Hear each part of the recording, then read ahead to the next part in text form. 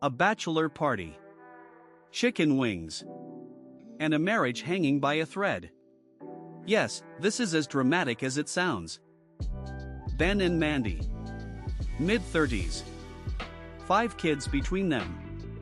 A wedding 1 week away. And a best man about to learn that good intentions paved the road to chaos. The bride was worried. Not texting worried.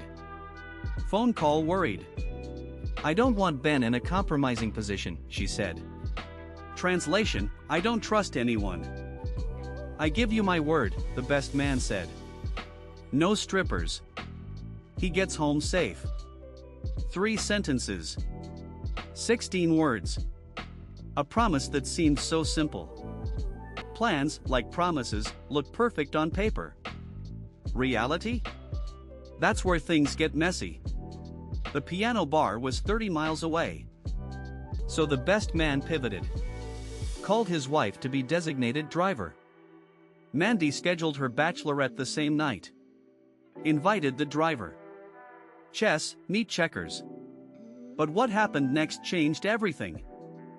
Plan B, party bus. The same one she'd use after the wedding. "It won't be special anymore," she said. Because nothing says romance like pre-owned party bus magic. No strippers. No party bus. No downtown locations. The best man asked for her complete list of rules. Naturally, this would be the last time she'd have any. When does protection become control? When does love become fear? The bride was about to show us exactly where that line is. She'd planned a hotel room downtown. For her and Ben. Based on plans that no longer existed. Because he couldn't tell time? Or because she couldn't let go? Ben called me with that voice every best man dreads. "Just cancel it," he said. "She's worried you'll put me in a compromising position." But what happened next changed everything. I told him no.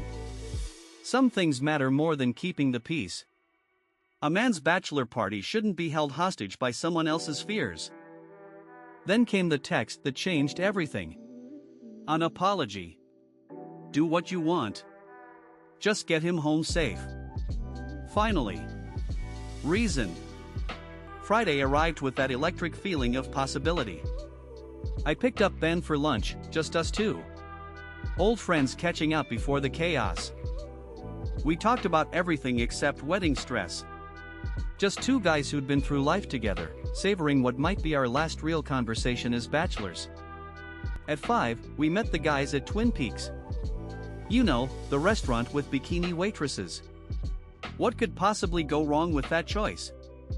Sometimes the smallest decisions carry the biggest consequences.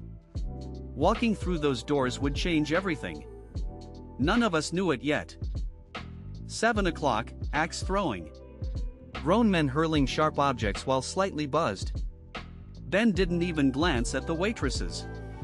He was being perfect. 8:45 p.m.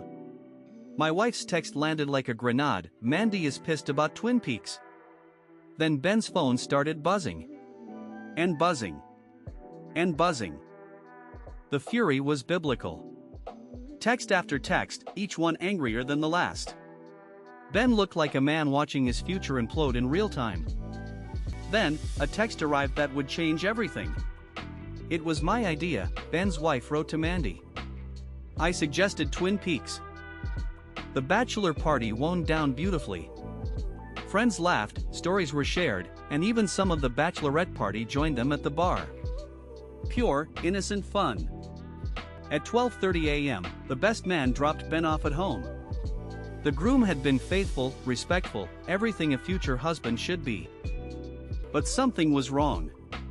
Mandy's SUV sat in the driveway. Her car was gone. And so was she. The bride had vanished into the night. Mandy stayed out all night. No calls. No messages. No explanation. She had done exactly what she feared Ben might do, disappear without a trace. Worse still, she had turned off her location services. The woman who demanded transparency had chosen complete secrecy when it suited her. The irony was crushing. Ben, the man she didn't trust, had been a perfect gentleman. She, the moral guardian, had broken every rule. By morning, Ben was questioning everything. How could he marry someone who demanded trust but wouldn't give it? The wedding hung by a thread. This wasn't really about Twin Peaks or bachelor parties. It was about the fundamental question every relationship faces: can love exist without trust? Days later, an update arrived. Heart-to-heart conversations. Better communication. The wedding was back on. Sometimes, crisis forces the growth that love needs.